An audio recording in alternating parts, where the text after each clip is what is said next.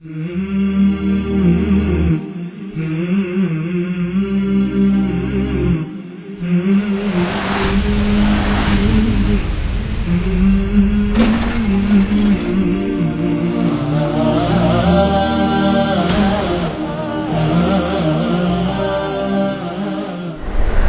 সালেহীন কখনো তাদেরকে সালাফি পরিচয় দেননি।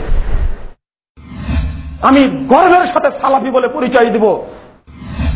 তবে কোন যুগেও সালাফরা কোন সময় মানে নিজেদেরকে সালাফি করে মানে বেড়েছেন এই ধরনের কোন উদাহরণ পাওয়া যায়?